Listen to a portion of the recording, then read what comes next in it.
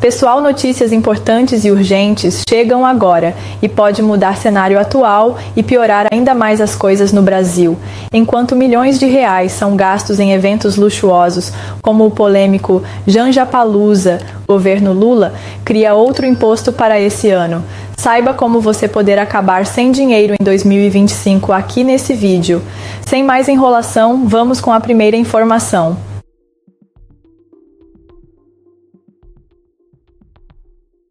Uma série de eventos movimentou os bastidores da política brasileira nos últimos dias, com desdobramentos que prometem impactar diretamente a economia e o sistema tributário do país.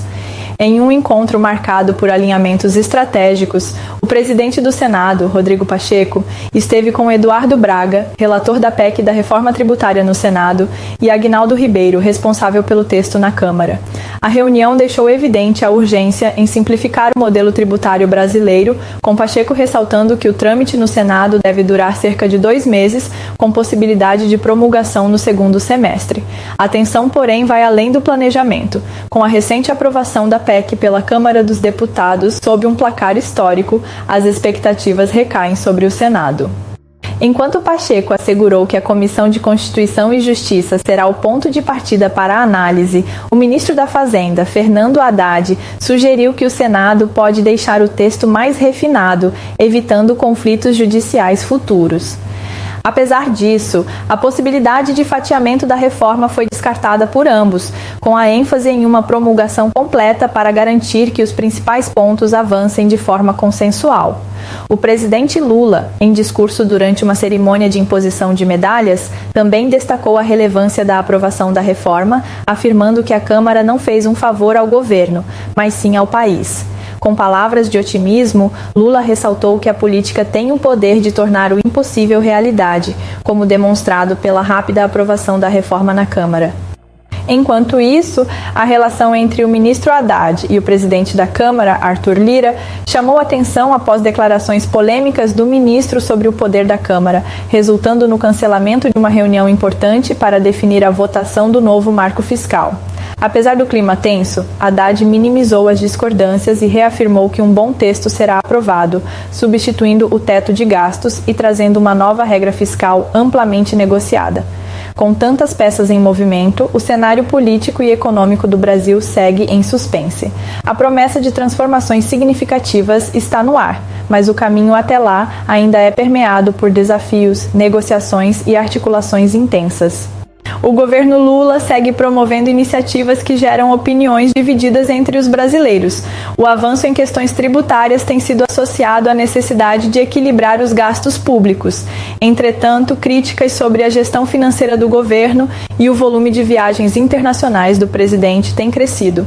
De acordo com uma pesquisa do Instituto Paraná Pesquisas, realizada entre 29 de setembro e 3 de outubro, 50,4% dos entrevistados desaprovam as viagens de Lula, enquanto 44,1% as aprovam.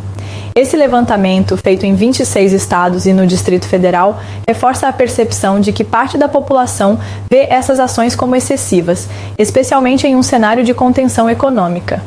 Outro tema que desperta polêmica é o possível retorno da contribuição sindical, proposta que reacende o debate sobre o papel do Estado e dos sindicatos na organização trabalhista. O ministro do Trabalho, Luiz Marinho, afirmou que o governo está próximo de um acordo para apresentar um projeto de lei até fevereiro, buscando restaurar a cobrança sindical, mas de forma vinculada a acordos ou convenções coletivas. Desde a reforma trabalhista de 2017, que extinguiu a obrigatoriedade dessa contribuição, o tema tem gerado divergências entre trabalhadores, empregadores e representantes políticos. O possível retorno da contribuição sindical foi endossado por uma decisão do Supremo Tribunal Federal, STF, em 2023, que permitiu a cobrança para todos os trabalhadores, inclusive os não sindicalizados, desde que aprovada em assembleia da categoria. Apesar disso, o direito de oposição, antes uma opção individual, foi descartado. Essa mudança reforça o caráter coletivo das decisões e coloca os trabalhadores diante da obrigatoriedade de seguir o que for decidido pela maioria, o que gerou comparações com taxas de condomínio, como mencionou o próprio Marinho. Contudo, a proposta enfrenta resistência, especialmente por parte de lideranças políticas. O presidente da Câmara dos Deputados, Arthur Lira, classificou a reintrodução da contribuição como um retrocesso, expondo o embate entre o Congresso e o governo sobre o tema. Enquanto Marinho critica o Legislativo por não ter tomado a iniciativa de legislar sobre a questão, ele defende que a nova proposta visa dar maior autonomia às organizações trabalhistas, retirando o poder do Estado. A discussão sobre a volta da contribuição sindical promete ser longa e acirrada, tocando em questões centrais sobre liberdade individual, organização coletiva e o papel do Estado no gerenciamento das relações trabalhistas. Por enquanto, os brasileiros assistem com apreensão ao desenrolar dessas decisões que podem afetar diretamente seus bolsos e sua relação com os sindicatos. Os gastos do governo com eventos como a cúpula do G20 e o festival conhecido como Janjapalooza geraram debates intensos e críticas de opositores, com um custo total de 83,4 milhões.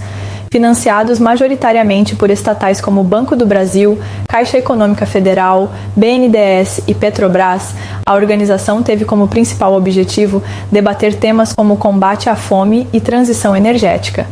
Apesar disso, a ausência de apoio do setor privado e o alto investimento público levantaram questionamentos. A figura da primeira-dama Janja da Silva esteve no centro da controvérsia, acusada de usar os eventos para autopromoção e de beneficiar artistas alinhados ao Partido dos Trabalhadores, PT.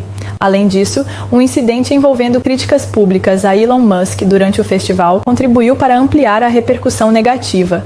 O apelido Janjapalooza, dado ao evento por espectadores, irritou a primeira-dama, reforçando o tom polêmico da ocasião.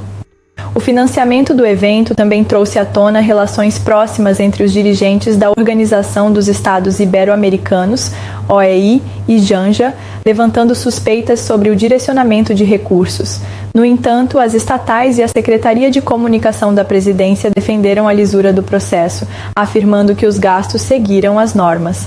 Outro ponto de destaque foi o recente reajuste salarial para assessoras de Janja, publicado no Diário Oficial da União.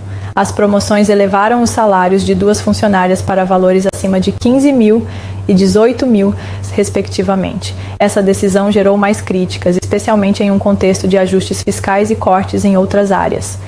Historicamente, primeiras-damas desempenharam diferentes papéis, seja no trabalho social ou como ícones de estilo. Darcy Vargas e Ruth Cardoso, por exemplo, deixaram marcas em causas sociais, enquanto Michele Bolsonaro promoveu projetos como Pátria Voluntária e Brasil Acolhedor. Já a Janja, apesar de sua ativa participação política, enfrenta desafios em alinhar sua imagem com as expectativas públicas em meio a polêmicas e críticas. O debate em torno dessas questões revela a complexidade da gestão pública e a constante vigilância sobre o uso de recursos estatais. Os gastos elevados e as escolhas administrativas refletem não apenas decisões de governo, mas também a influência do simbolismo das figuras que ocupam posições de destaque no cenário político.